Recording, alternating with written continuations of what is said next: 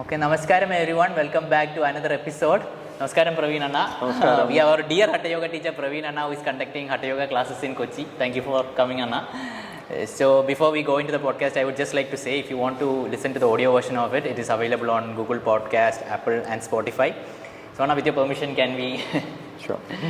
So Praveen Anna, please talk a bit about yourself, like your journey, maybe even from your childhood. Like this is a series where we get to know more about Hatha Yoga teachers. We only see them in classes, conducting yoga classes, but we want to know their life in a bit more detail. So from wherever you would like to start. Namaskaram. If you want to know right from the childhood, right from my kindergarten, like LKG, I'm away from my home. Oh, okay. So that's where I started my journey. Okay. I was staying in my aunt's house, and throughout till 10th standard, I was there in Kanyangad, 40 kilometers away from my native. Only during weekends I used to go to my house, and only during this, that's my childhood. Away from my home most of the time. And childhood, it was. We want all the spicy details, your friends and all that stuff. UKG is good.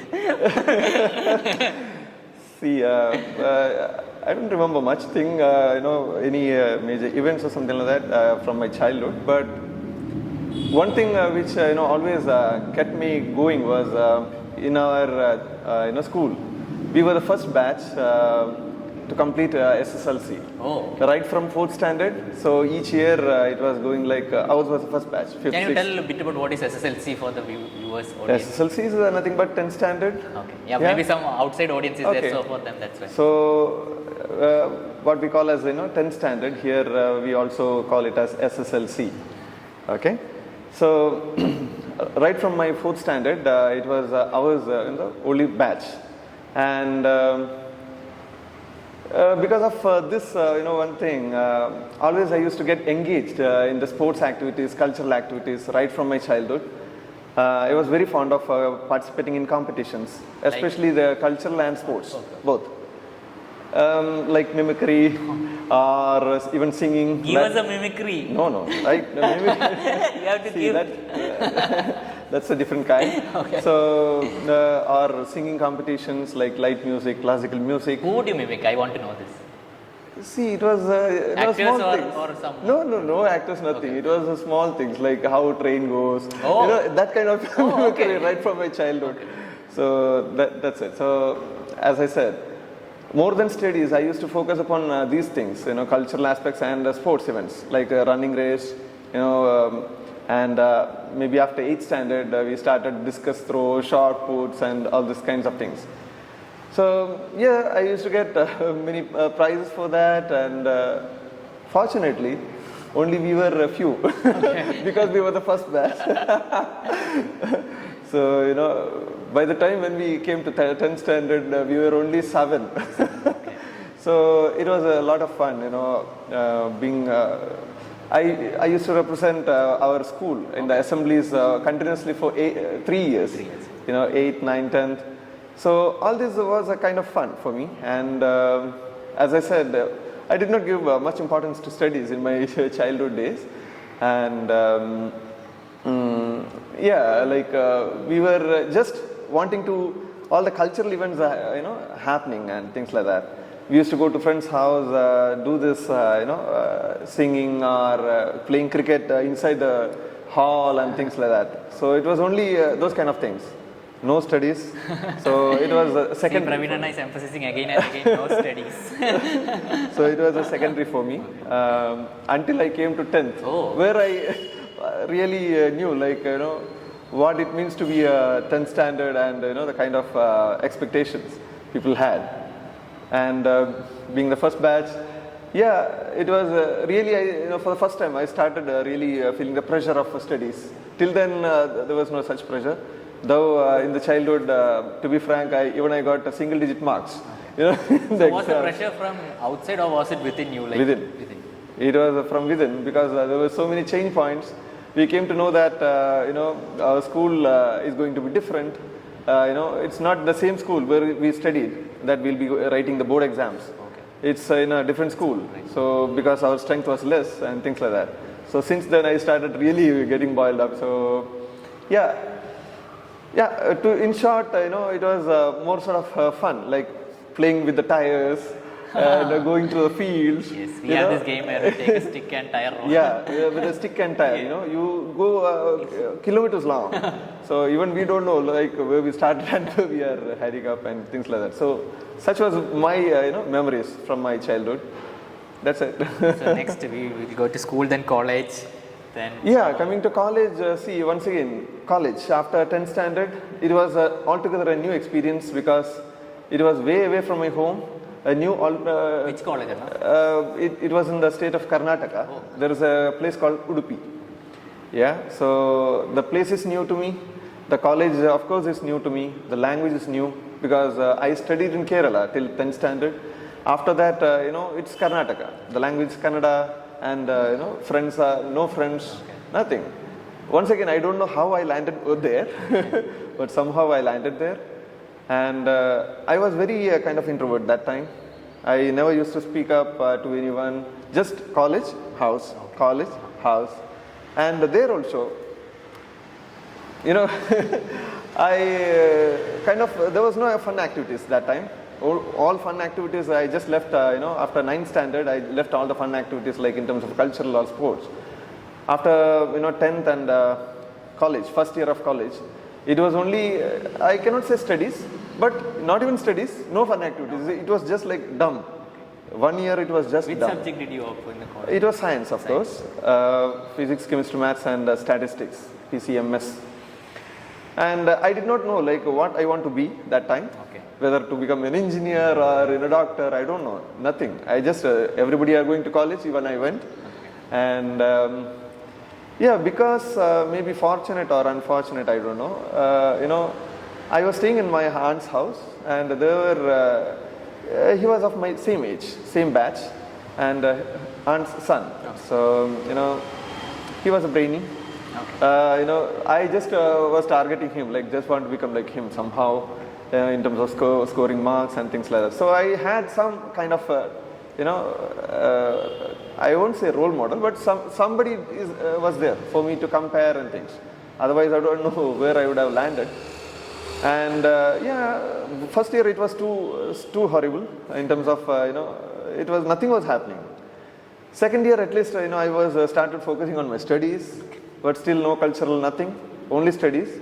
And first year, just to remember, I remember one incident where, I got the marks card and I got the results of first year PDC or PUC, what we call here.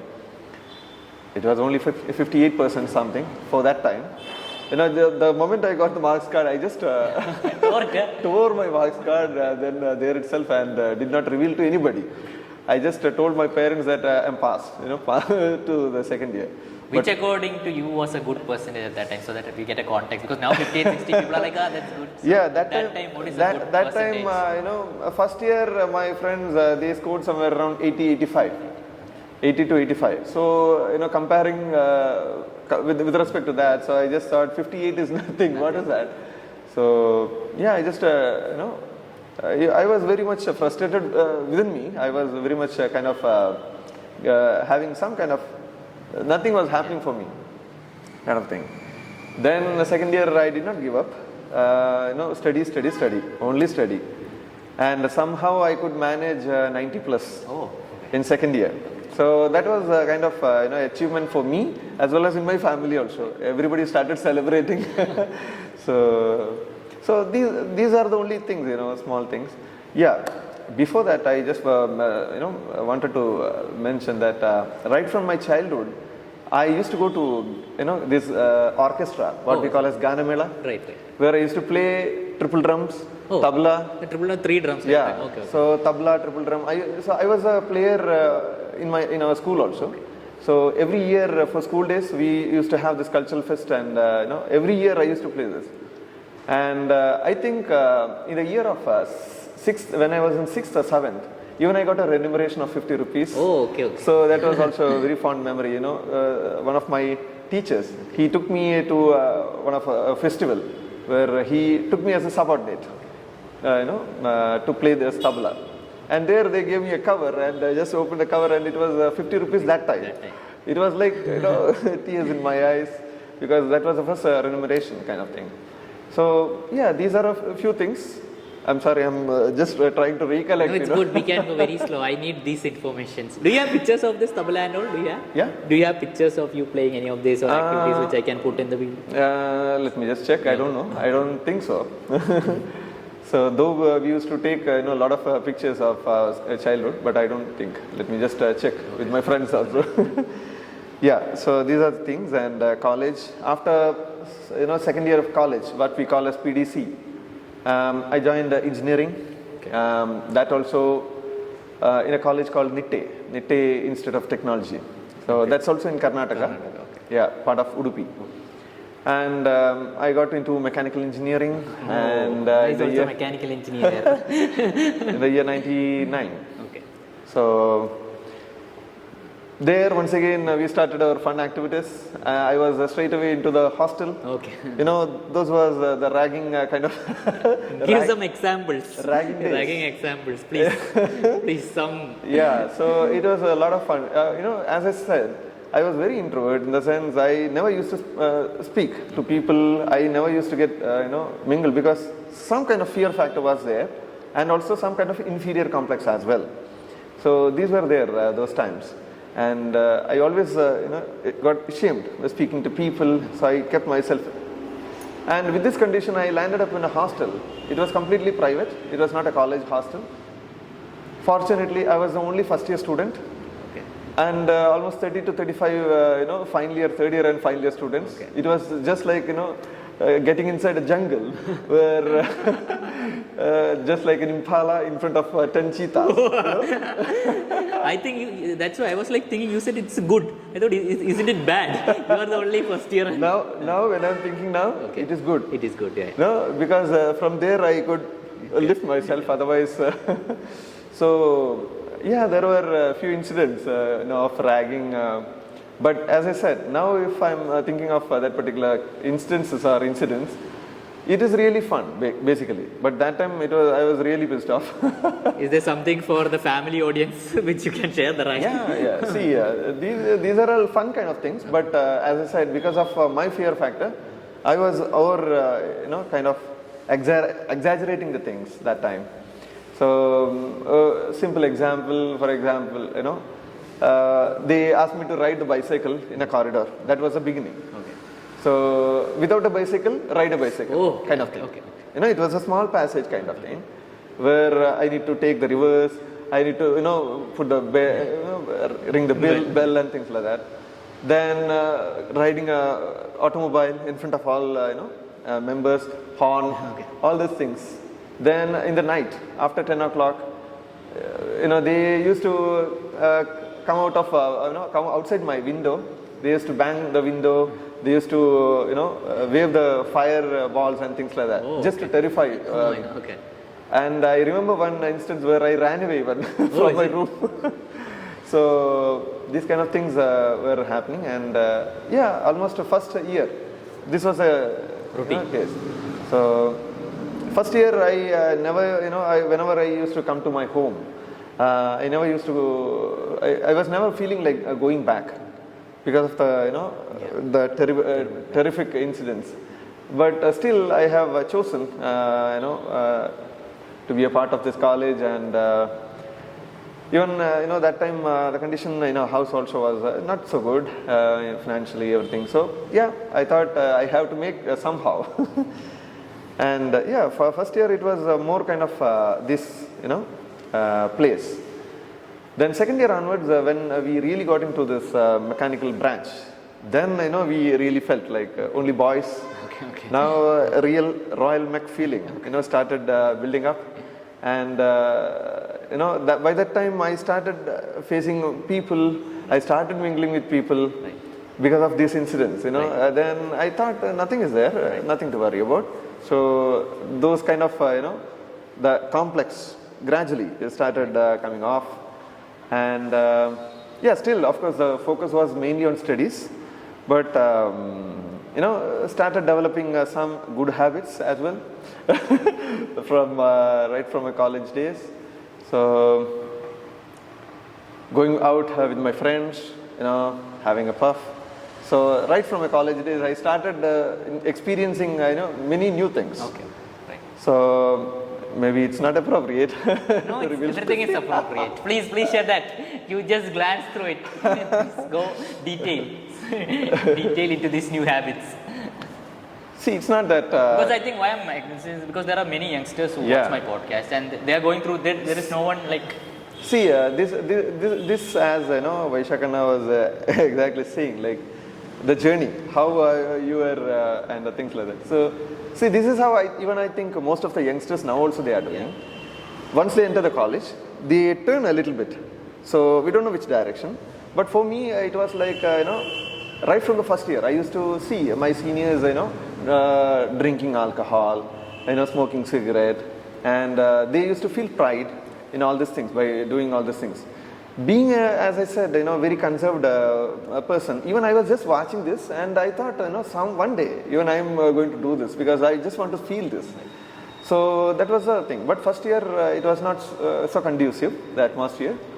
And second year, gradually, once again, I just, started taking another step, that is going along with them to the bar or, to the shop. But third year onwards, I started myself experiencing all these things.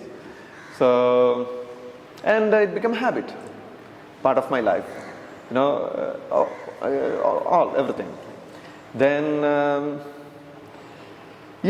so as even my friends, we started going for the higher experiences, bigger experiences.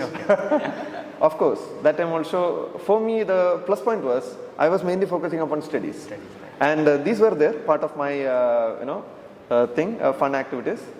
But mainly, I used to focus mainly on studies, as I said, because I just wanted to get somewhere. That time I had this urge, otherwise, staying away from my house for the, these many years since LKG doesn't mean anything if I don't get somewhere. Coming back home with empty hand.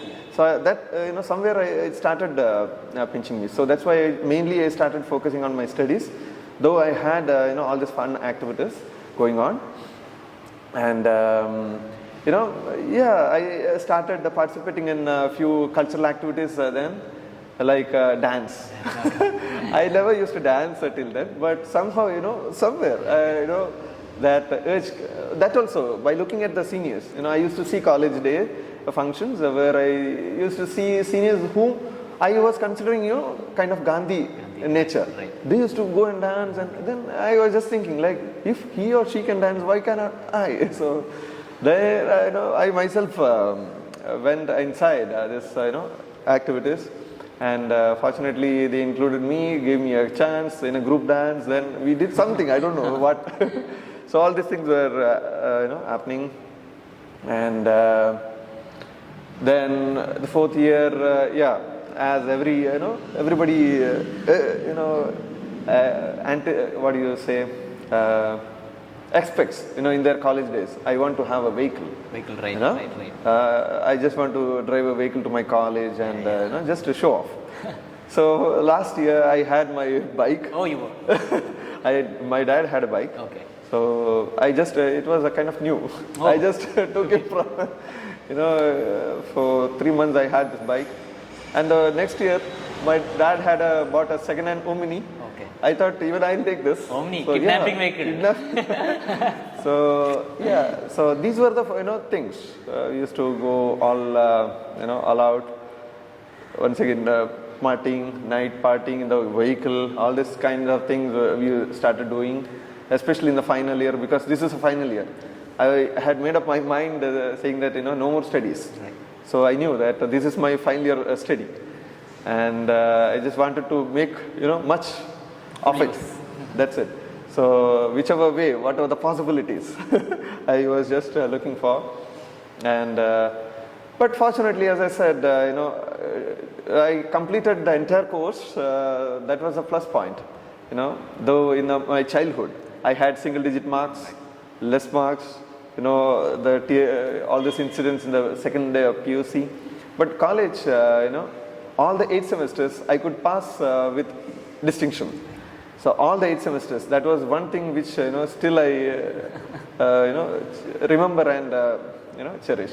So though I had all the other fun activities, yeah, that was it. Then got campus selection the final year, and my first job, that was in Calicut. And Calicut, I was there for almost 1 year, and it was a life changing experience in terms of all the hardships. So right from the college, where we used to enjoy a lot, we used to be there in a certain way, with a certain freedom. Now here, I did not expect it was kind of, job, only job, work, and that too night shift, day shift. There was no shift. So no shift. Whenever they used to call, because the quarters was also nearby. It was a company quarters. So whenever they used to call, we had to go. So it was that kind of a job. So yeah, it was. See, generally people used to call me, or people usually were telling that I have enough patience. I know how to deal with the situations, though the situation is very tense. I was really, that was a quality which people started recognizing me. But though I had these qualities, and I thought this company is not for me. I had this patience enough. Then I thought I cannot survive here more. So I just gave the resignation letter, and without any notice period, just ran away from there, and without getting any experience letter, nothing. Oh, okay. So it was a very once again, now if I'm just looking back, it was really fun, but that time it was really horrific. Day and nights, without any shifts, we used to work. We used to sleep on the furnace, where we used to melt the iron. Okay. It was a kind, foundry basically. Right. So we used to melt iron, which was boiling around 800, 900 degrees, or even 1500 for some specifications. Night, when we get sleep, we used to lie down on the furnace bed. Okay. So these are really very challenging experiences. And after this PDC, and once I started getting into this engineering, and that's when I started feeling like even I can do something, in the sense there is no point in being conserved or being ashamed of anything kind of thing. So then I started exploring new job. Why can't I take up new job? That's how I made my mind that quit this job, go to Bangalore. Anyway, Bangalore is there. We'll get a Bangalore is one of the that time is a hub where every engineer wanting to go. So even I quit the job here. I straight away went to Bangalore, though no job for initial 6 months. Once again, after 1 year of earning, within 6 months, once again everything depleted, no financial backup, nothing, and that time I started starving, just to know myself, how it feels. Right. No money, no food. Okay. So how it feels. So that was the first experience I had, because till then I used to get salary in the first company, and we used to have all the fun and other things. But once there is no income coming to you. Then I really got the taste of what is this, if there is no food. Right. One time, no breakfast, because I don't have money. Right. And I was feeling ashamed to ask my parents also, because 1 year I was working. So that time I did not, these kind of experiences, really, shook me somewhere within. Then, somehow through one of my friend, I got into another company. From then, no looking back. It was that company which I was aspiring to go into, automobile and automotive field. Being a mechanical engineer, one of my favorite subject as well as one of my favorite field was automobiles. So I was somehow wanting to get into, automobile company. So as a first step, I got into automotive. There also, 12-hour shift, day night. But it was kind of fun, because all the operators or the members in the company, they were also, I don't know, one plus point, but I don't know, plus or minus. But for me, I think it was a plus point. Wherever I used to go, I used to make a good relationship with people. Because I never used to scold anybody. I never used to, speak in a kind of angry mode or things like that, whatever may be the situation. And because of which, people, though they used to hate work, but as a supervisor, they used to love me. So that's why, I had that rapport with the people. So that also, it was a kind of fun, though the work was a bit hectic. So there I understood the importance of this, human relations. How if you keep people, the good relation, how you can get along with people. So that's one major thing which I learned in that particular company. And then, after 1.5 years of Bangalore, work experience, I got a call from Toyota, the MNC, and Bangalore. And it was just like wow feeling. I did not apply. I don't know from where they got the resume. Oh, okay. You did not apply? I did not apply. But yes, of course, my resume was there in one of the job portals. Oh, okay. I think they got my resume from there. But one fine day, I got a call from HR, and I said, yes, definitely, being a automobile freak, love to. Then got into. Out of I think around 25 members, only 2 got into this Toyota. And fortunately, I was one of them. It was another altogether different world. Toyota was that time itself. It was well known for all kinds of strikes. Is it? Yeah. Oh, okay. So Toyota is known for strikes in Bangalore. That too very harsh kind of things. So for me, it was a new world. Altogether. Oh wow, nice floor. A company, nice shop floor. So, but when after getting inside, when you get into the real job, then started feeling the heat. In the sense, of course, that rapport was not there initially. It took almost 1.5 2 years, how to build a rapport, and that time even I felt, though. What is that? Though I had that quality, which I believe that I can build relationship, it took a little time there. But once again, because of that, rapport building, maybe nature, I could survive for almost 10 years. Oh, you were there for 10 years? Yeah, I was there for 10 years in Toyota, Bangalore, and it was going great for me.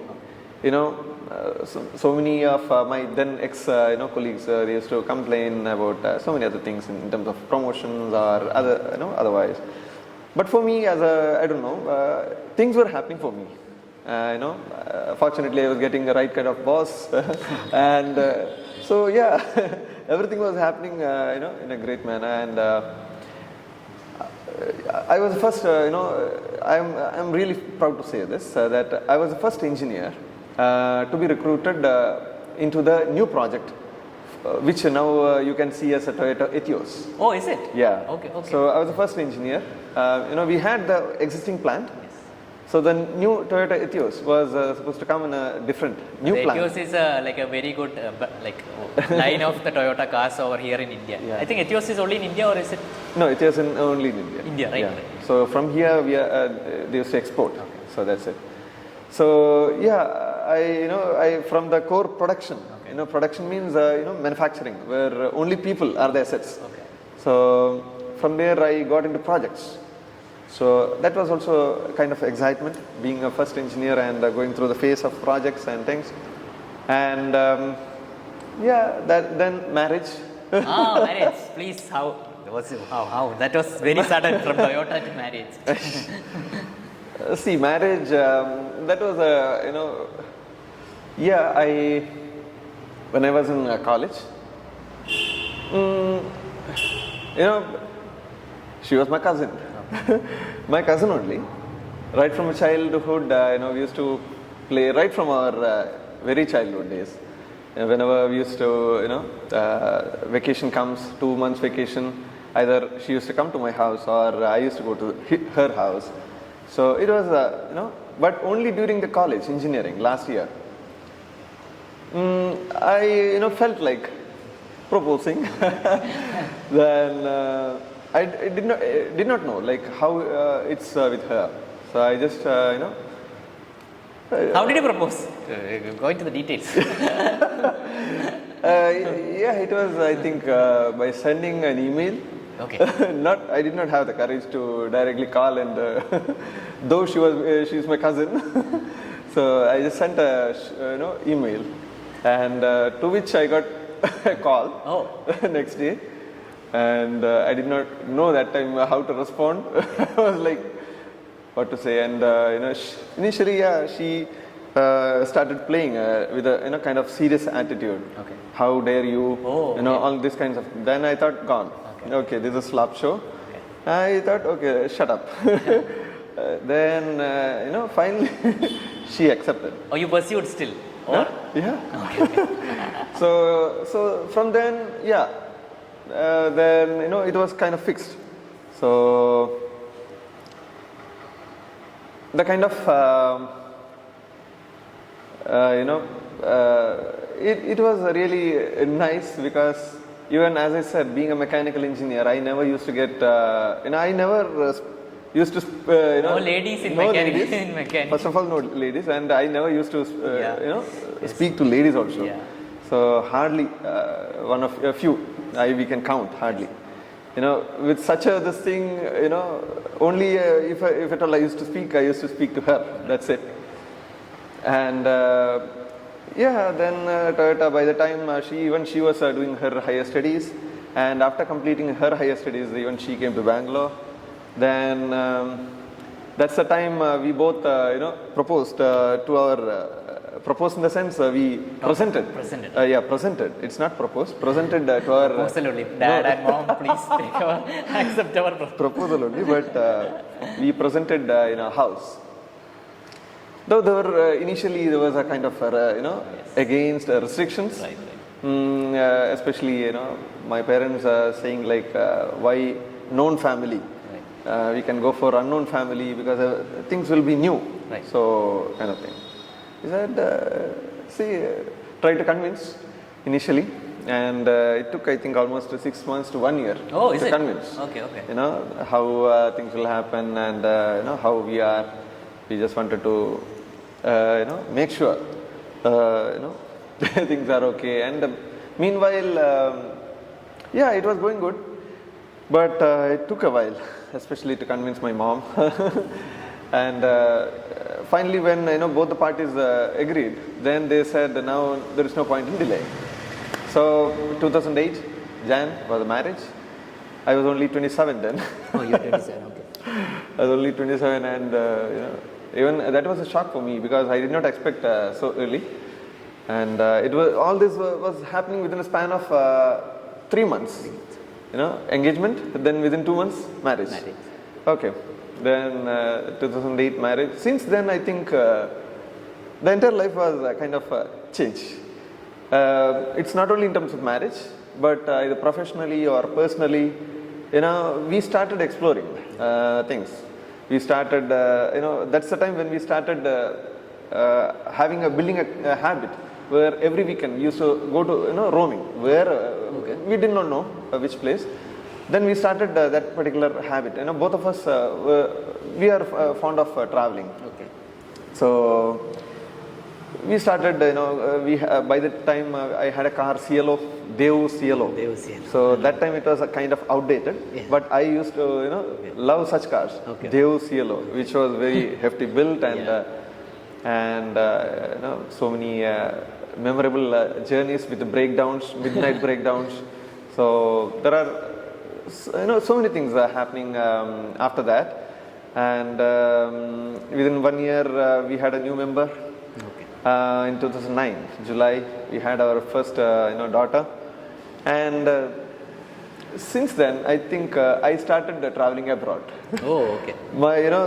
So everybody were considering she being the lucky member in our family. 2009 July was her, the first child, and I think 2009 December, I got an opportunity to go to Thailand, Bangkok. Oh, okay. That was my first international journey, from my company. Then since then, after 2-3 months, visited Japan once for 1 month training period, and it was like yeah. So after that, in 2012, we got the opportunity as a project trainee. I got an opportunity to be a part of project which was going in Japan. So I got this assignment for 1 year with family. So it was once again altogether a different world. And before going to Japan, the one important thing was to learn Japanese. Yes. So yeah, 3.5 months Japanese learning class. Initial, then it was another episode in Japan. Japanese people, the country. How is it? It's you cannot explain. You have to experience. Oh, is it? Japan is one such country which you cannot find elsewhere in terms of the kindness, kindness which people have, and the kind of commitment they have, the kind of cleanliness the country has. It was nothing much to say, because I had experience, hands-on experience of all these kinds. How kind they were and how helping they were, each and every. I have learned many things from Japan, or Japanese people, that even they can sacrifice their own family members for your well-being. Right. That's the nature, kind of nature. Though they have their own family, so they they used to take care of you, as if the same strategy, Atithi Devo Bhava, that we say here. Right. Atithi Devo Bhava means the Guest is God. Guest is God, or guest is the first priority. We say here, some of us even we follow, but there I could see that almost all of them following the same. And I was very much curious to know all these things, how everybody are like this. Yes. Because here also, we can see a few here and there. But there it was not so. Everybody are with the same attitude, with the same discipline, with the same, unless you have some kind of, training, this cannot happen. Yes. So I was very much curious to know all those things. Then I, just started inquiring about this. And when I start inquiring about this with the people, they said like their education system is one of the major factor for them in the childhood. So up to 4th standard, they said they don't have any kind of subjects. Okay. There it's only discipline and only the basic how to be with people. Right. The discipline and safety. So these are the major factors that they focus upon. Unlike here, dumping all the kinds of ABCD or kind of things. So right from the childhood, the first curriculum, as a part of their childhood curriculum itself, they teach this discipline and other things. So with the same discipline and culture, they come up. And though after becoming 20s and their 30s, they are still maintaining their roots. So that was really I was just kind of feeling ashamed, because everywhere we say that Indian culture is one of the highest valued.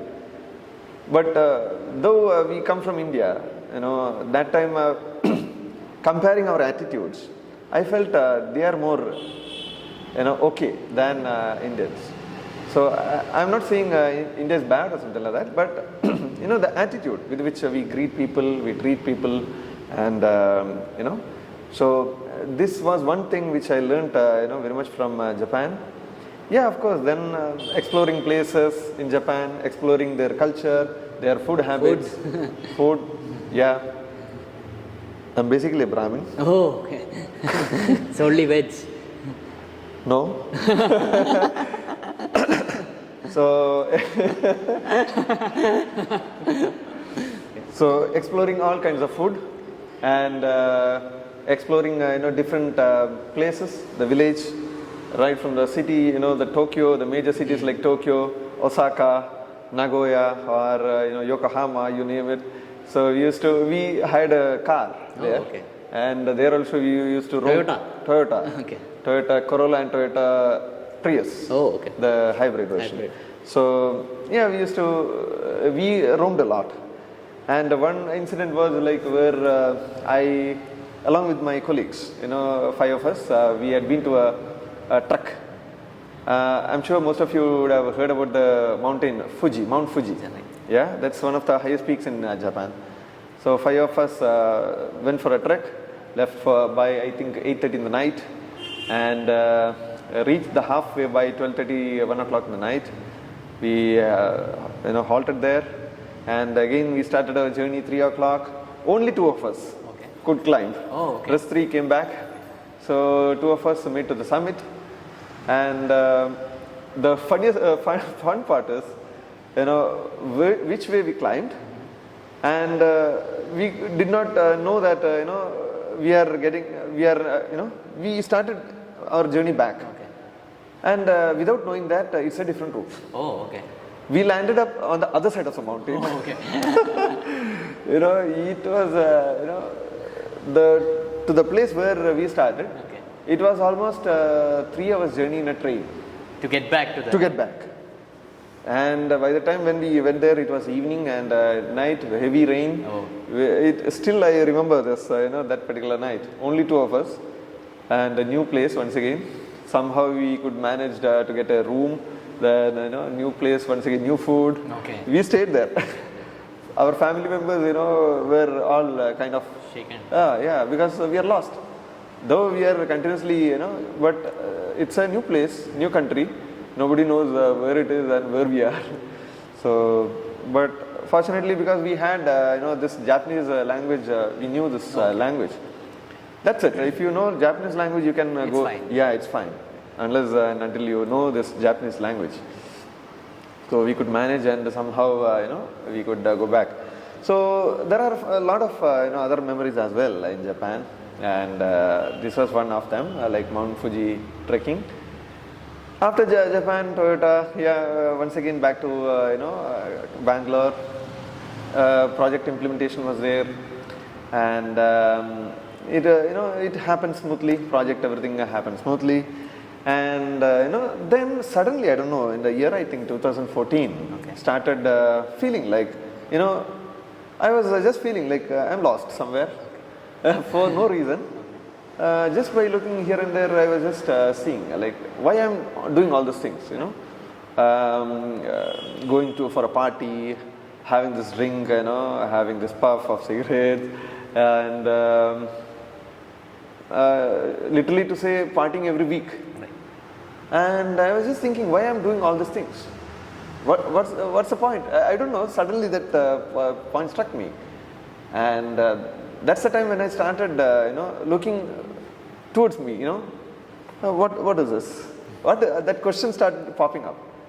Then since then onwards, everything was a kind of question mark. I used to see people going to a bar. I was just thinking, why these people are going to bar? What's the fun? So these kind of crazy questions started coming up in my mind. People used to fight. Literally for some of the one of the other reasons, people used to fight. I was just thinking why these people are like, they have everything. Right. People are looking for money. People have money. Right. But still they fight. Literally physical fights. Right. All these things started, and in my own family, something started boiling up, and ancestral issues and things like that. I was just, I was just getting, more and more, what is that? Confused kind of thing. What is this? Right. Since then I started questioning everything. What is this? People, everybody are having everything, but still they are going through a lot of mess in their life. They are not happy. People are not happy. It's not only my family members, my friends, and I don't know. Suddenly, these things were there, but it's suddenly started, coming. Yeah, kind of. I started noticing these things, and these things started coming in front of my, eyes. And the only question was, what is this, and why is this like this? And taking my own example, as I said, in my initial days, in my 20s, early 20s or up to even 30s, people used to recognize me as one fellow who's was very having much patience. He can deal with any situations and kind of thing. But when I started noticing a change within me, this particular quality is slowly receding. In the sense, I started shouting at people for no reason, either in my workplace or back home. Suddenly, these are things I never used to do. But one fine day, I started noticing this. After this incident, shouting, suddenly it shook me. Like, am I doing this? Because I never used to do these things. Why am I doing this, all of a sudden? So this, I started questioning myself. Why am I becoming like this? And also physically, I was getting bulgy. After a certain age. Right. Once upon a time, I was only 70. Okay. In my 70s, and I used to feel pride, proud of myself looking at my physique, and even people had asked me, why can't you, why are you dying here in our corporate? Why can't you go to modeling and things like that? Oh, okay. Yeah, even my colleagues and boss, even he had asked me once, you can go for modeling or some other profession. Why you are here? So that time I did not have any answer. Everybody were looking for a job. Even I am looking for a job. I am here. Right. So that was the only thing. So physically I was getting overweight from 70. How I was knowing all these facts was, come from company, I used to get a uniform. Okay. We used to get the uniform pants. Okay. Every year 2 sets. Okay. Year by year, my first it was 32 inch, okay, the size. Right. Then 33, 34, 35, 36. Oh, okay. And it came to 38. 38, okay. Yeah. Okay. Now I thought, no, this is a, so, then, 2014, I think, I thought, I need to do something.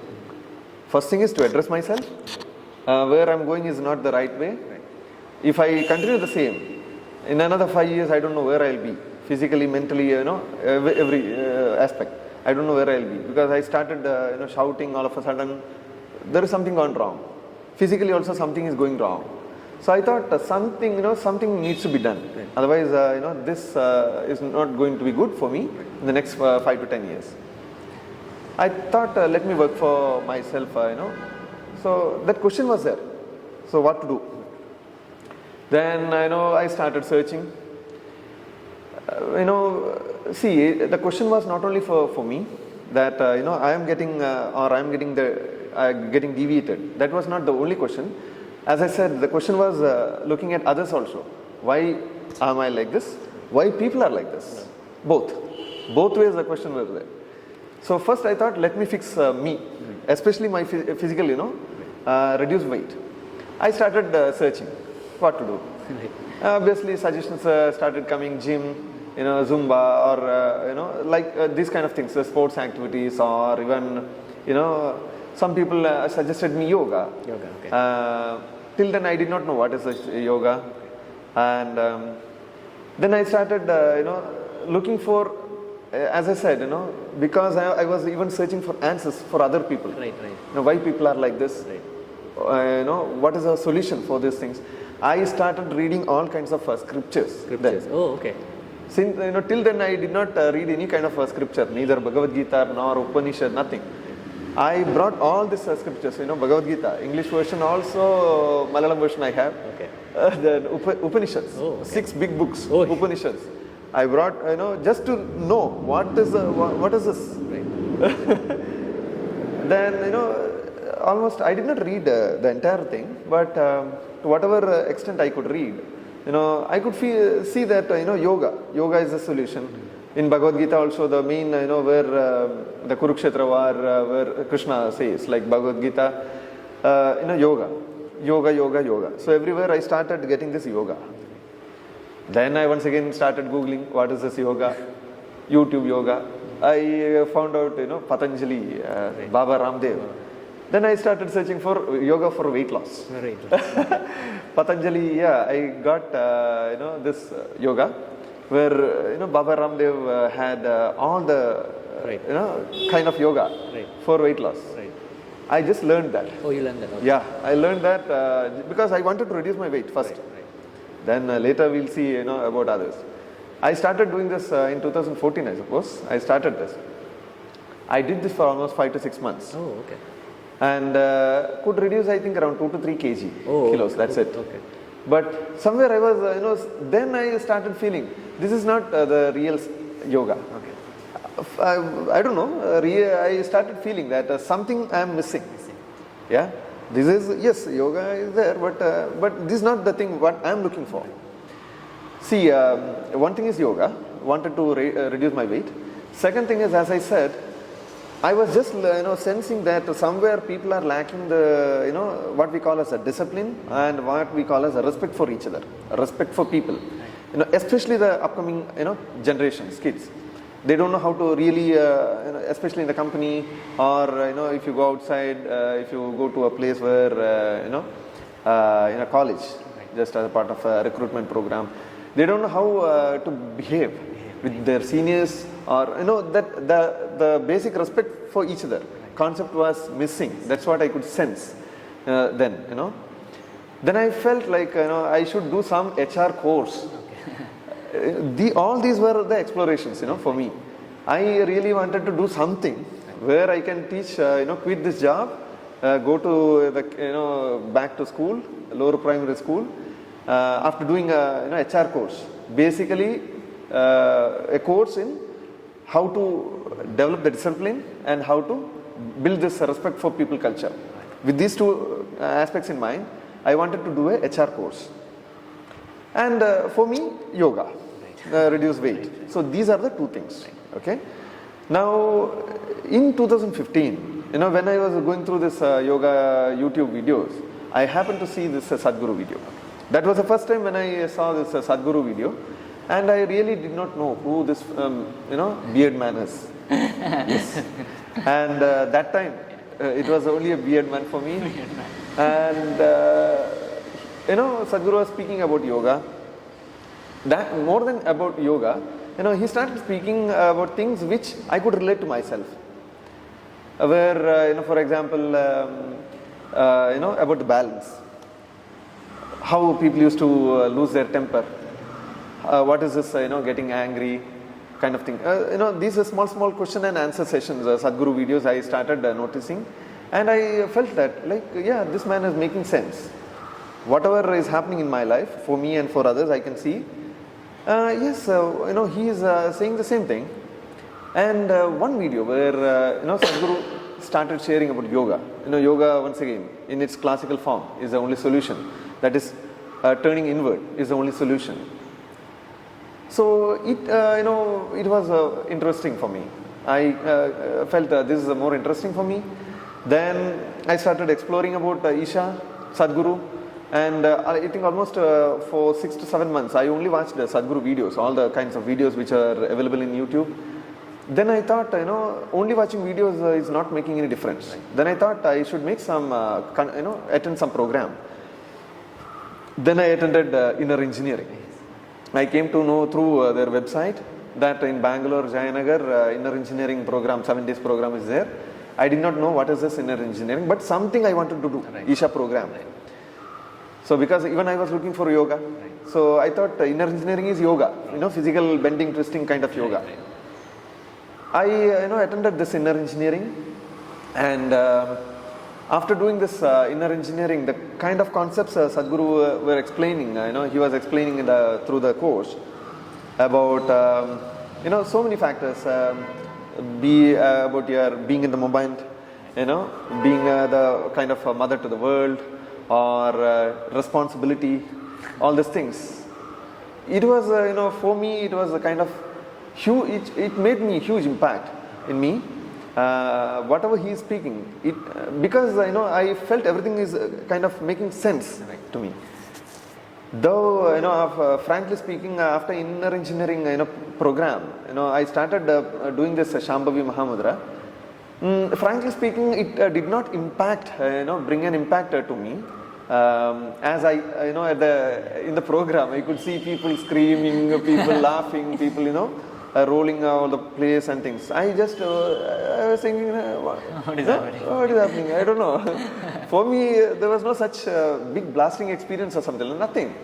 So no tears in my eyes. I could see people, tears. So I thought, okay, let me just practice. But as I said, I was looking for twisting and turning kind of yoga. So since I could not find in this inner engineering, once again I started searching Isha Yoga, Then I came to know that they are having an 8-day and 21-day program in the ashram. And I don't know, because by the time by the time I got introduced to this Isha Sadhguru, since then I started applying a lot of unplanned leaves in my company. I had already started, okay, and for some silly reasons, as an excuse, I just bunked how we used to bunk the college. I used to bunk the company itself for no reason. So then it was I think it was in May. Before that, there is one more instance where I did in inner engineering in 2015 September, and after that, yes, I wanted to see Sadhguru once. Right. So that urge was there. I want to see this man or Sadhguru. That time also I was just as calling as a man, bearded man. A bearded man.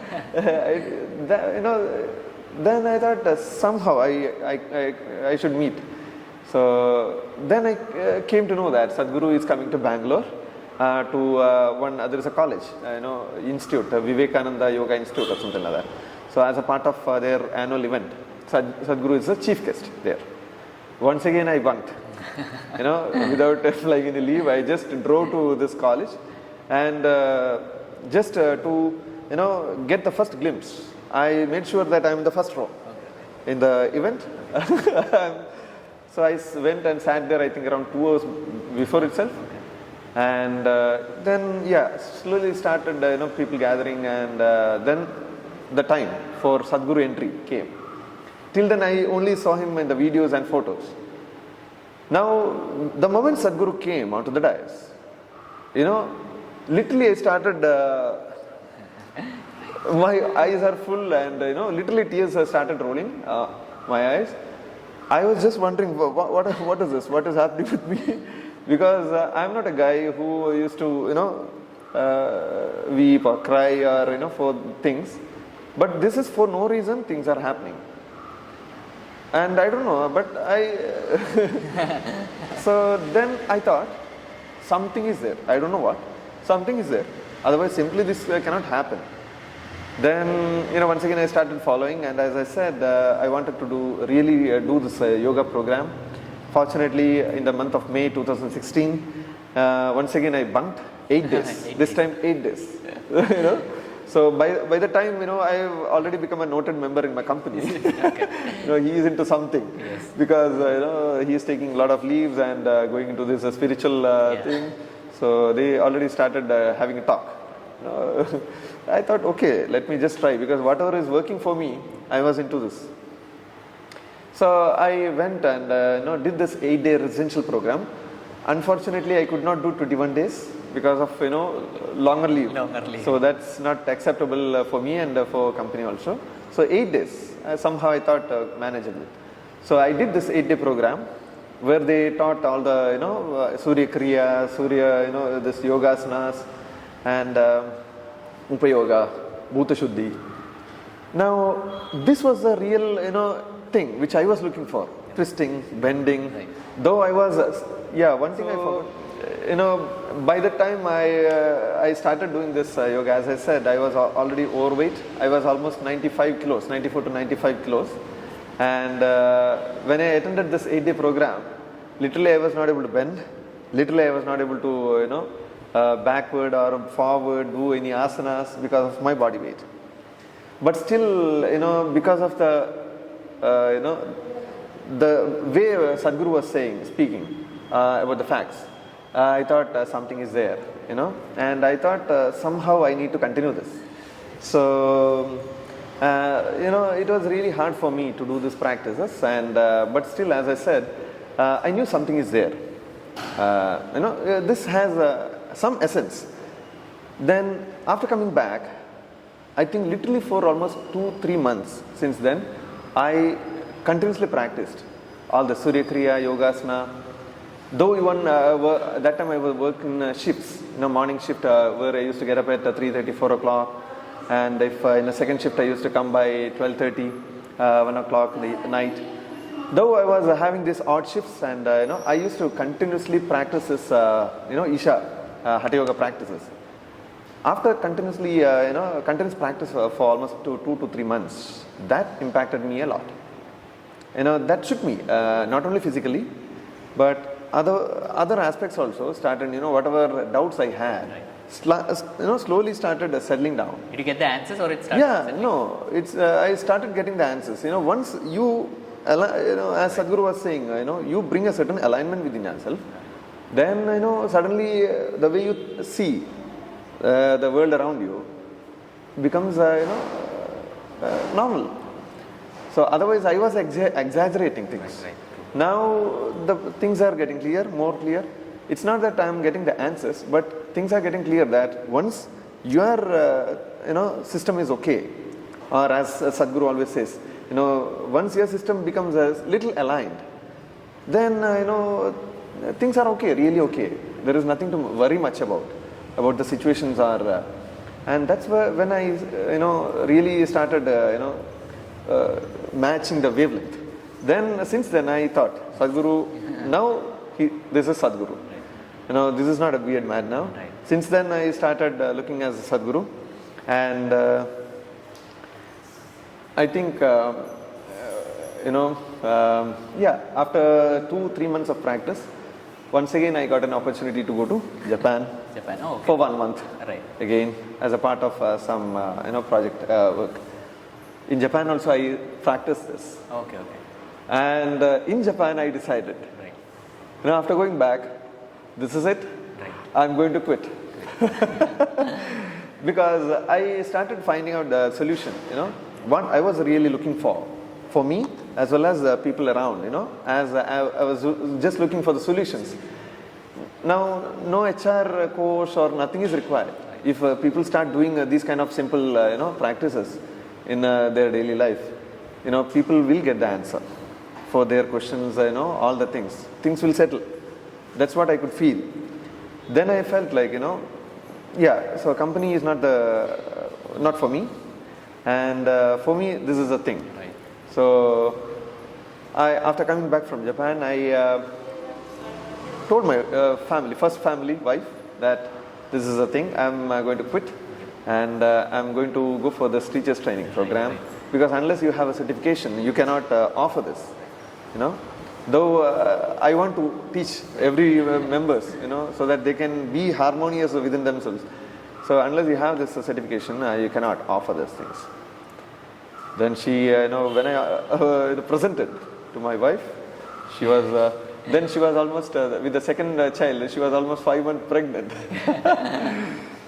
She said, "Okay, whatever you want to do, let the delivery happen. Then whatever you wish to do, you can," kind of thing. Because she knew she cannot convince me, or rather, I could convince her. Right. Why I am taking this step. Yes, of course, we used to discuss all the aspects in terms of financial aspects, in terms of other how to build the careers, or all this, because I knew there is nothing called as nothing. There is no such thing as career, building a career, professional life, all these things. Because it was almost my 13th year in my profession. Still, we are talking about future. Right from my college days, we were talking about future. Right. After 13 years also, still we are talking about future. Then that time I was just really worrying, what is this future about? Yeah. So there is nothing called as your future or building your career. So as Sadhguru says, that time I started realizing this, how you are is most important than other things. Then first step over, my wife, she got convinced, and she said, okay, the only fortunate,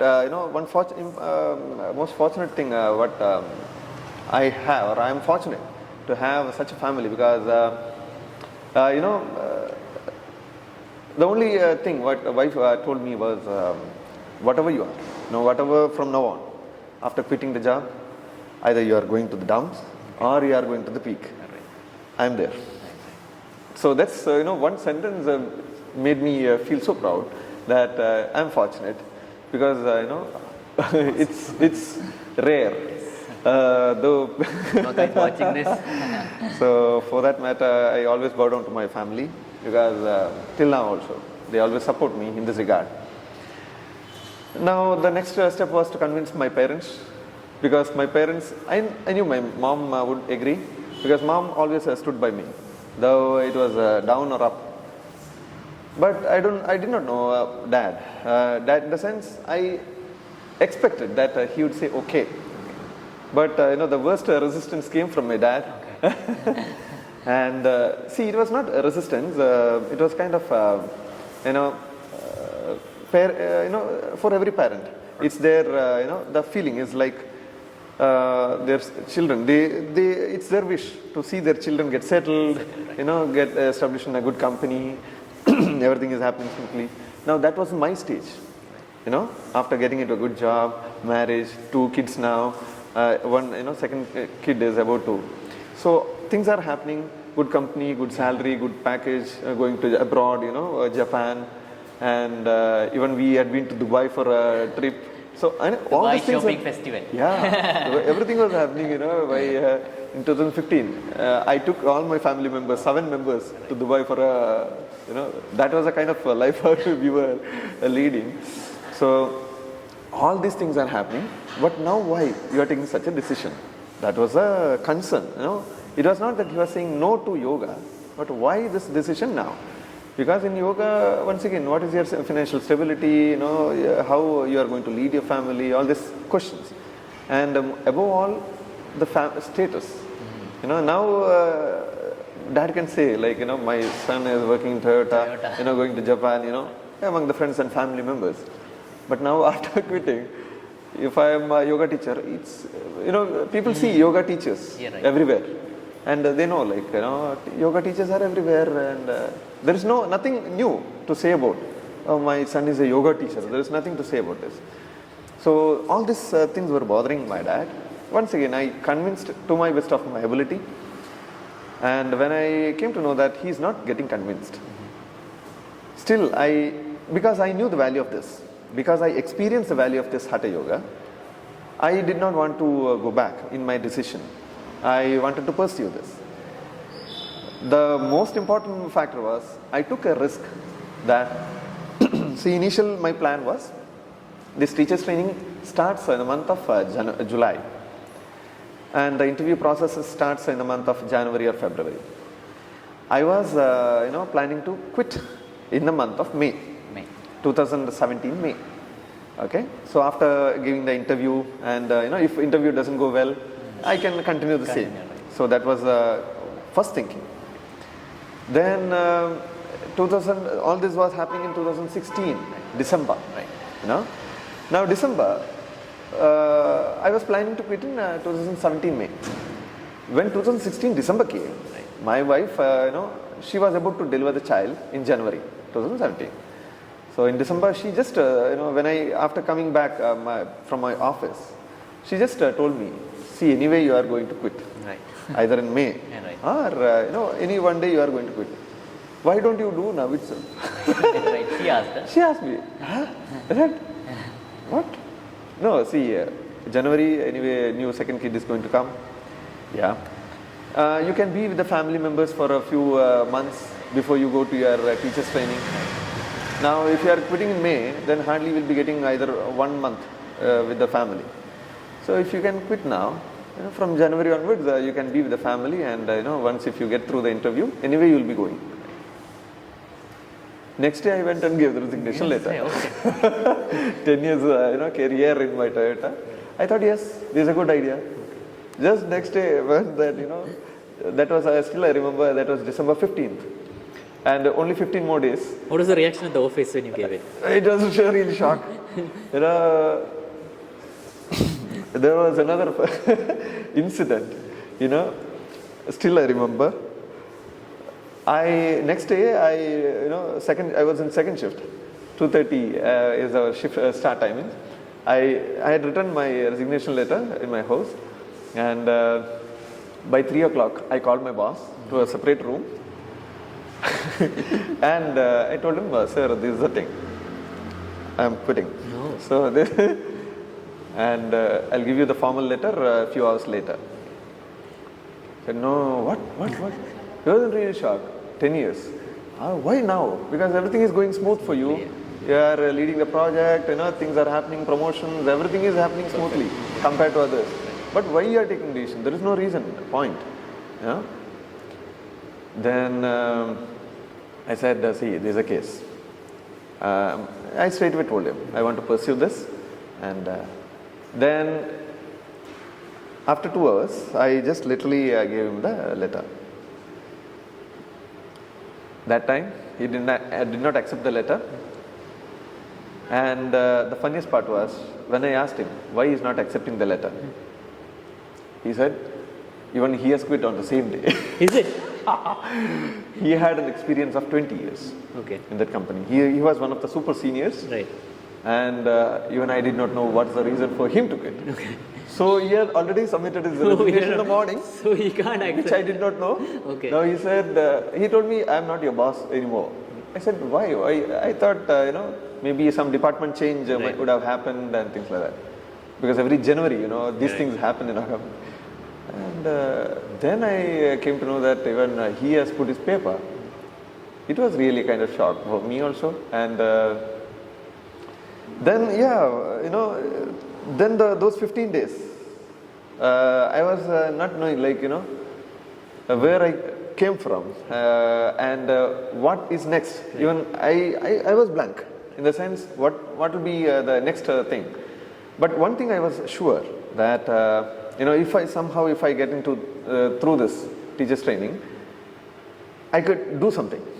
In my own life. Of course, I knew that it's going to change my life in a big way, and I can do the same thing with others also.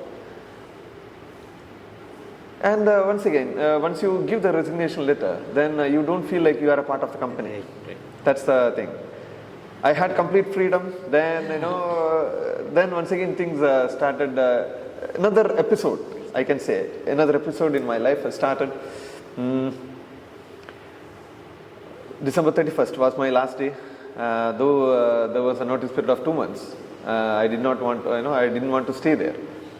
So December 31st, I just quit left the company, and January 8th, our newborn, second child, and I thought, the first child, when she came to our life, it was material aspects.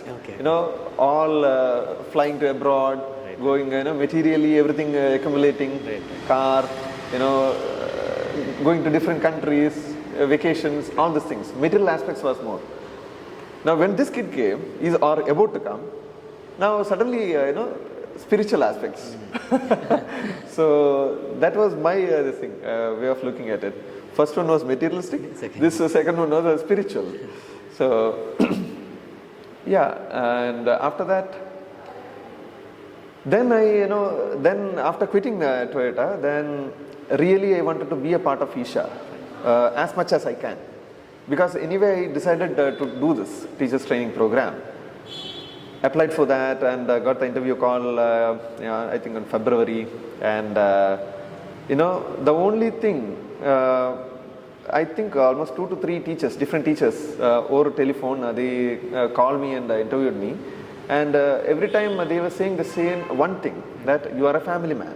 Right. You are having 2 kids. Right. And you are saying you don't have a job now. Right. So, this is going to be very hard. Right. They were, trying to, portray in such a way that teachers training is not for you. Right. For your situation at least. I said, whatever may be the, even though I'm going to hell, I don't mind. Right. I want to do this. Right. Then they said, yes, you do one thing. You come to ashram. One Swami wants to meet you. Oh, okay. I said, and by that time I knew 1 or 2 others. It's getting interesting. Whom I knew, who have applied for teachers training. I just checked with them. They said, no, we had only 1 round of interview. Right. And, Then I thought, why 2-3 rounds with me? And now that they are saying that, the Swami wants to speak to me. I went to ashram, met Swami Rohil, and he was saying the same thing. Look, Praveen, there is no financial assurance that we are going to give you. Right. No administration, nothing. Right. So we really don't know how your financial condition is, and it is going to be very tough for you. That's okay, Swami. Okay. Then everything, that cleared. That phase cleared, and because by then I decided whatever it may come, I want to do this. Right. Then I got the confirmation. It was a celebration. When I got confirmed for this teacher's training. At least now something is there. If they would have rejected me, then this side no job, no teacher's training. What to do? Once again there was a confusion. So at least now something is there. Something is happening. I thought Sadhguru. Then I really started. Then teacher's training for 5 months, which is more than what I expected. I thought it's going to be all day bending and twisting, only no fun, nothing. But when you attend the training, so it's not only twisting and turning, but it's kind of another kind of level of activities and the fun that you are having in the ashram. So both are going hand in hand, fun and intense. Intense in your practice or whatever the things you do, along with fun. So see, for the first 2 months, everything was fine, fun. Now the third month, all of a sudden once again that started, thinking started coming to me. I have 2 kids. Now it's almost since 2 months that I saw my newborn. She was only 5 months then.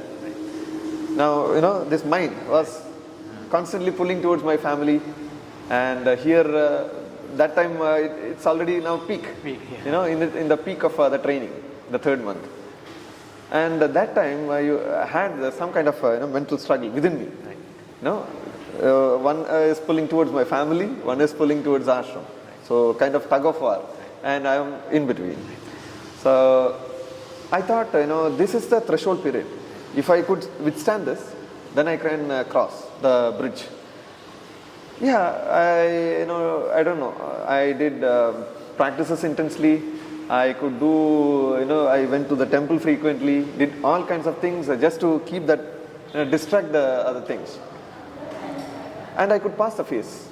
And, then I thought, at one stage, 4th month, I think, I felt like, I'm literally free from everything. Physically, mentally, I'm just felt like one point, I literally experienced I'm flying, in the sense I'm so much free. There is so much freedom within me. I literally started, I thought this is it I'm looking for. And,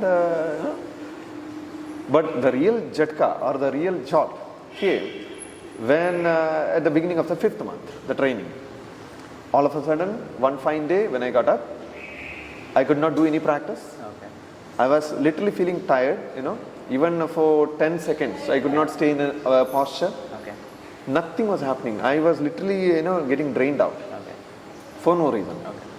And I don't know why. Why is this happening? Then one fine day when we were told to go to the Adiyogi and do the practice, there was a practice session at the Adiyogi, in front of Adiyogi. That day, really I slept, in front of Adiyogi because I could not get up. Right. I was so tired. I was literally getting, drained. Right. That time I felt something has gone really bad. Then somebody, when I consulted, one of our participants, he was a doctor by profession. So I consulted him. He said, you got to go to the doctor. Right. I went to the, ashram doctor. He said, blood checkup, we need to do the blood checkup. And did this checkup. After 2 days, got the results. Now, to my surprise, almost 5 major parameters are out. Oh. My blood sugar is high, hyperthyroid, hemoglobin is low, I had a B12 deficiency, and hypertension. So these are the 5 different parameters, which has gone really bad. So doctor even he said, see, immediately medication need to be, you need to go through this medication, otherwise it's becoming worse. Especially the B12 vitamin. Till then I have not heard about such a thing. Okay. And I was really, I really got angry that time. Okay. Because I am doing so intense yoga for the last 4 months. Okay. Not to land up here, getting all the, till now, during all my phases, when I was having all, in its peak of the habits and things, I had nothing. Not even a fever, nor a cough, no nothing. Blood sugar, everything was okay, going fine. But why now? Right. After 4 months of intense training, so is this for what I'm doing this training? Right. And I thought, how can I convey this to my other participants? Right. If you do yoga, you will get low, high BP, you will get hyperthyroid. You cannot be an example for your thing. So this was my worry point. I really, went and shouted at one of the teachers. I still remember that. I shouted in the sense, I was really angry, and I asked him, Anna, what is this? See, I have been doing so intensely, and this is a report. And is it because I'm doing yoga so intensely that I'm out of control and all these parameters out? He said only one thing, don't worry, you just continue the practice. Yeah, I really got, I did not know what to say, because, to such a major issue, he is only simply saying this, you just do the practice, but don't, conclude that because of yoga it is happening like this. You just continue the practice. Then through one of the Swamis, I came to know this, that, whenever, even I heard somebody say, through one of the Swamis, saying that, because we do intensely yoga practices, whatever is supposed to happen maybe after 10 or 20 years, right. You are preponing the things. Right. So maybe the meaning is this hyperthyroid or BP would have come after 20 years, right. If your lifestyle is so, or maybe after 10 years. Now we are preponing everything. Now that means you are kind of dissolving. I don't know. That's what some of, one of the, I did not know how far it's true or false. But some of my friends, there, the ashram, they said, this is how Swami's say. I said, okay, then let me just continue. But continuing was impossible for me. Right. I came, I completed the training. I came out of the ashram training, and one of the doctors, as I said, the participant, he said, you just go and have normal food, homely food. Right. After going back home. By the time I was, from 94, I was 68, my weight. 30. Yeah. So when I went back home, nobody could recognize me. Okay.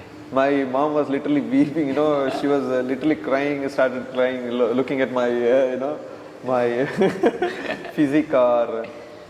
So then, as the Anna mentioned, I just had my homely food.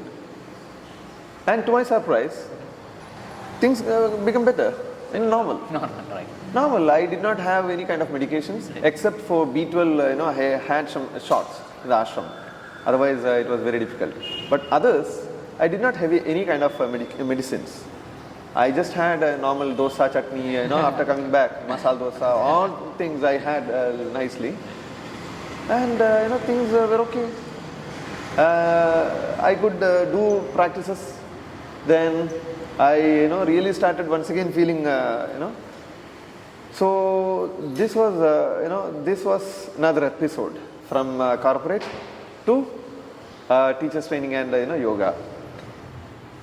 See, when I wanted to do this yoga training program, I was not really wanting to be this as my profession. Right. So as a profession, I wanted to do some kind of business, right. Like, dairy business, where I have my own, Dairy? Dairy. Oh, okay. Dairy business. And I wanted to do yoga parallelly, or offer this yoga parallelly. But after completion of this teacher's training, I just thought, no dairy, nothing. Only you offer this. Right. Yes, in terms of financially, it was, really under bad shape for the first 2 years. Because nothing was happening, But I used to teach 1 or 2, 3, 4, 1 or 2, like this. But coming to your day-to-day, daily thing, nothing was happening. Now also even it's not so. But what I could feel is participants who do this, undergo this training, the kind of feedback they give you, that was really inspiring us to continue. And there were some stages where even which made that whether to continue with the teaching or not, or whether to go back to work, so that something has to happen. But as I said, something was driving me, in the sense, always saying that no going back, only yoga. So fortunately, so many of my friends, my family, they supported in terms of financially in the initial first few years, in terms of loan or something like that. Now after that, when I started, we had a group called as Nishchala Classical Yoga from our own batch, 6 members, now including Jayakrishnan, Shruti Menon, so Tom Sedison, Jibu. So all of us made a group, private group called as Nishchala Classical Yoga under one umbrella, Nishchala. Though we were not we could not go under Isha Foundation banner, so that's why we made this private group. And Tom's was good at software and making websites and all those things. So we started doing this marketing about Isha Yoga, and in whichever form we could, we literally distributed pamphlets or posters or even our own Nishchala flyers or banners, everything started. Now then people started slowly coming up, and now after 3 and a half years, I could say that we could establish, still it's going on, but I am not saying complete, but now at least people are coming forward. I stay in a place called as Mangalore. I was in Bangalore, the capital city of Karnataka.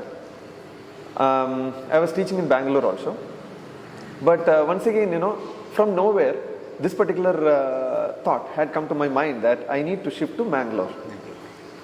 I don't know for what reason. As I said, something was pushing to shift to Mangalore. Bangalore is not the place for you. Mangalore. I thought, okay, let me just shift.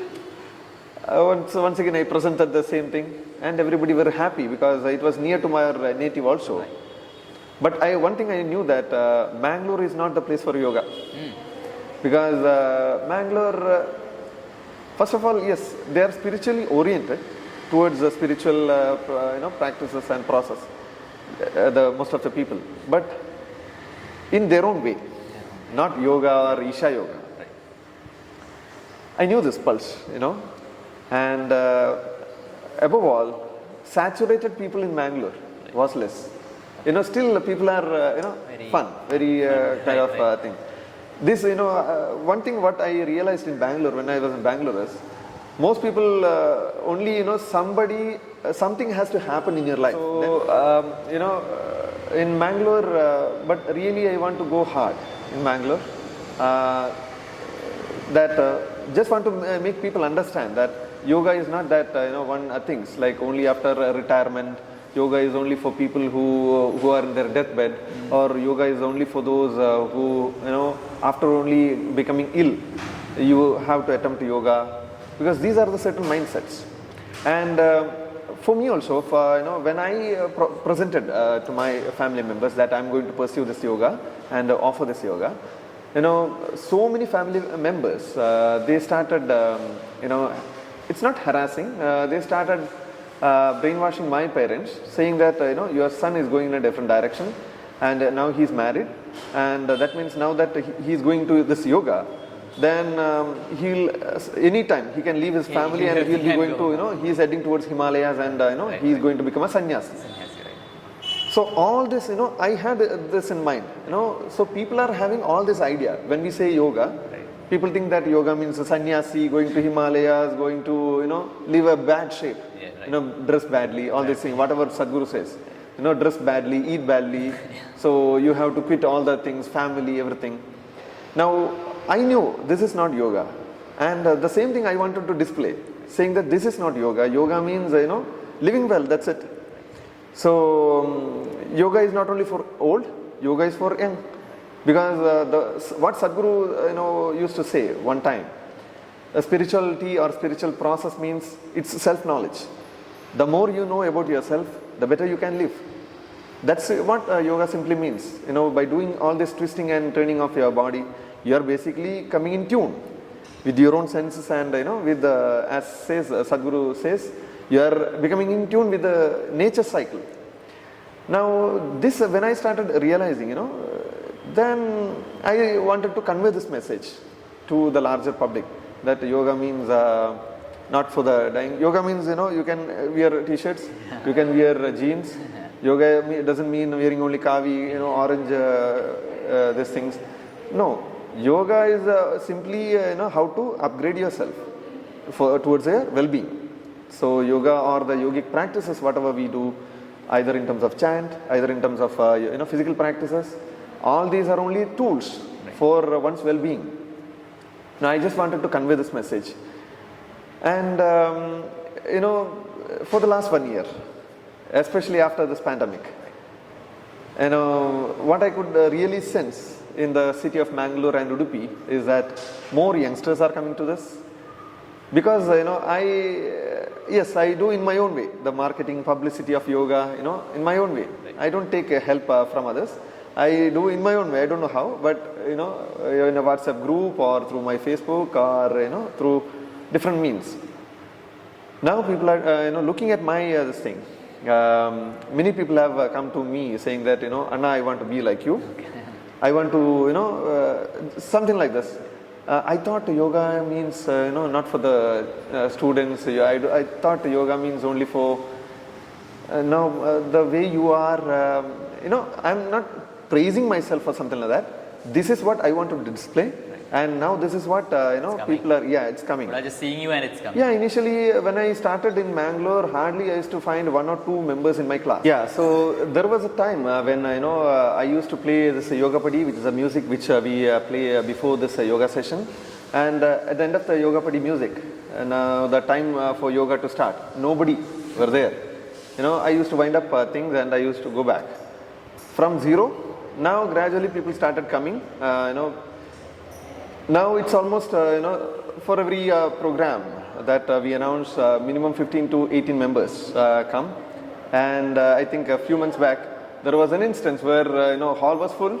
And I could, Send back. Yeah, I sent back a few members saying that the hall is full. That, I really did not know, like, if you do the right things, if you convey the right message, if you convey in a way where people can understand or relate what this yoga means, because as I said, one basic aspect why people are not turning up into this yoga, though people are attending Zumba, though people are going to gym, I'm not saying all these things are bad or good, but ultimately when it comes towards your well-being, where people are looking for solutions, people should think or feel that yoga is the thing. Where it's not that you have to do 24 hours yoga. No, it's not the thing. You just invest 1 hour in yoga on a daily basis. I'll assure you, you will not, you definitely will not go to Himalayas or, once again, it's your choice. Compulsively, you will not do anything. Right. That much I can assure you. If you want to go to Himalayas, it's your choice. It becomes your choice. If you want to have a non-veg food, it becomes your choice. Biryani. If you want to, whatever you wish to do, it becomes a choice. Once you start practicing this, you have that freedom. That's the basic thing. As I said, even I used to do all kinds of stuffs before. Eating, drinking, all kinds of stuffs. But once I started practicing this, somehow consciously, I never felt like, kind of, what do you say, compulsive. I have to do this or otherwise I'll go crazy or something like that. No. I had the choice. Even now I have a choice. If I wish, I will do.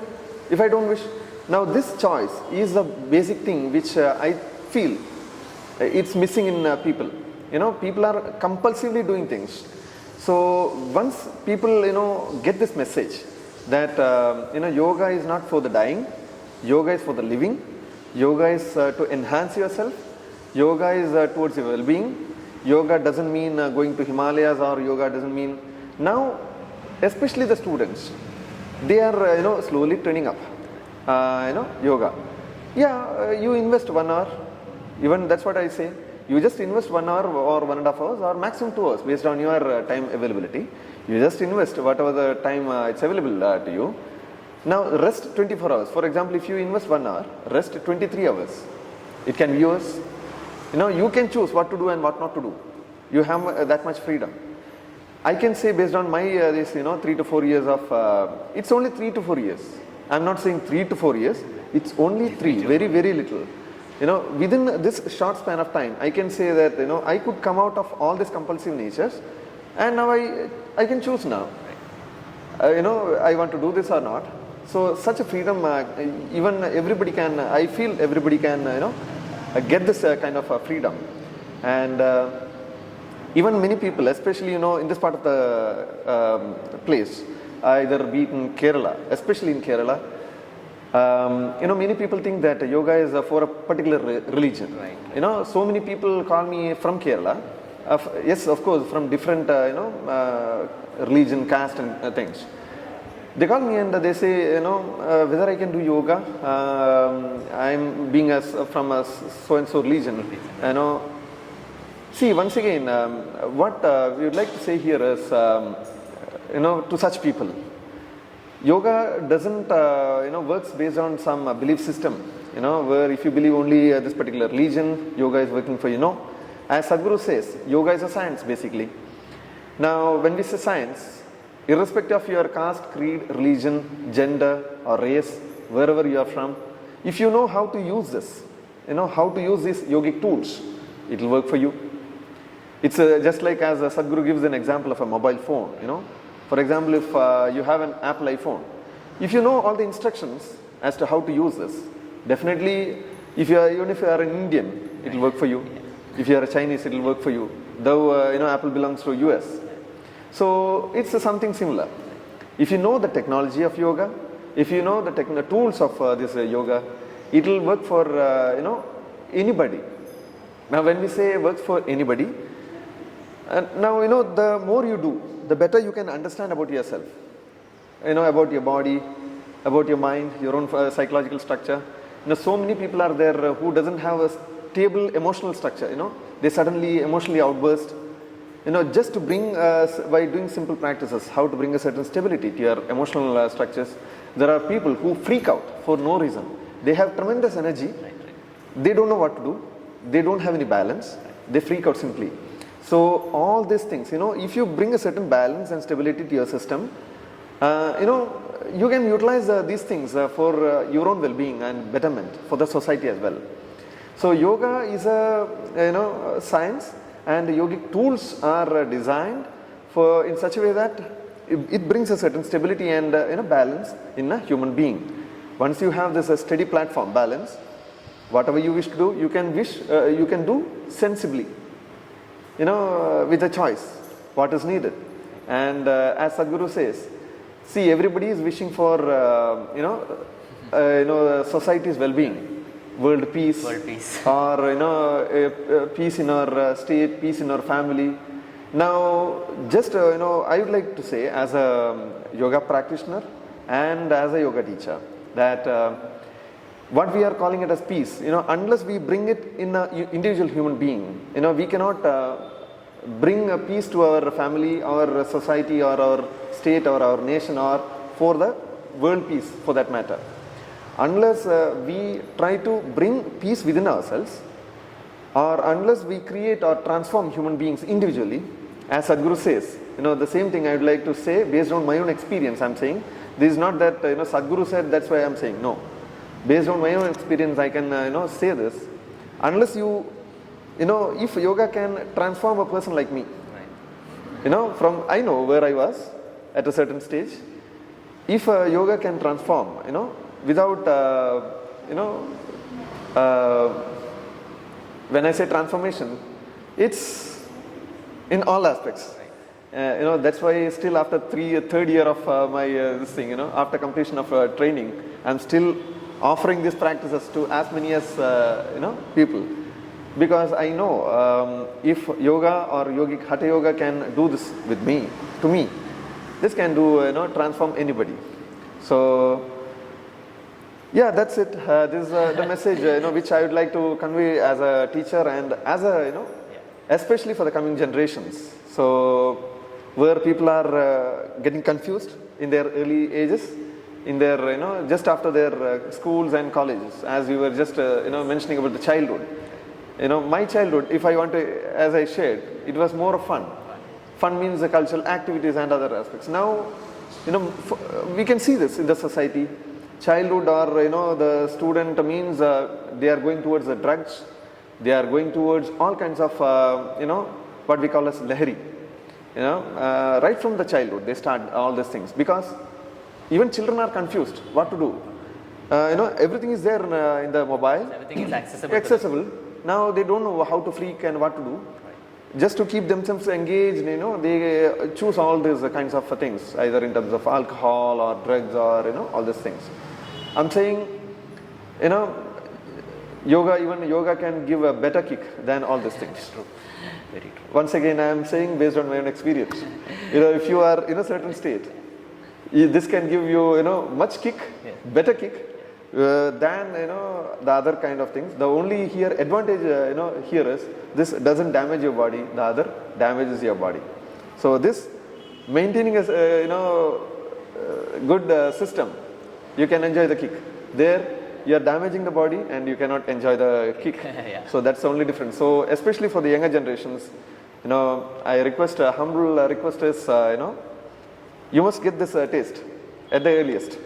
So Thank you, Anna. I am looking at my watch because it is in between a tight schedule that we are doing this. So before I let you go, Anna, where can they reach you? Instagram, Facebook? What is the best place to reach out to you or to know your programs and your Nishchala groups programs or Facebook and Instagram. Yeah. I'll put it in the description. Can you just spell it? Instagram ID? Could you just say so that spell it out so that? Yeah, we have a ID our own ID called nishchala.org. Yeah. Nishchala.org and Facebook page also Nishchala /yoga. Yeah. No worries, I'll find it and put it on the screen and also anyway I'll be sharing with you. So these are the two mediums where we can best reach out to you. So thank you so much, Anna. So before I let you go, anything last few words? I think it was properly summed up from your childhood. It was super interesting, super value adding. I hope you guys find this. Please reach out to Anna and message him. So, I have, I just want to repeat the same message, especially to the upcoming generations and the youngsters, that, please take some or some yogic practice. Please make this as a discipline in your life. This doesn't, take any status quo from you. This will only enhance, whatever you wish to do. You can do in a better way, simply because, you are in a good state.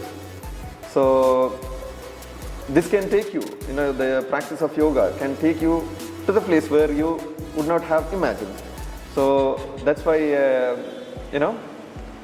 yoga is the only solution for everything. Whatever solutions you are looking for, yoga is the only solution. So just establish yourself in yoga, things will happen. This is based on my own experience, I am saying to all the, members out there. Thank you. Thank you, Anna. So yoga se hi hoga. Yoga se hi hoga.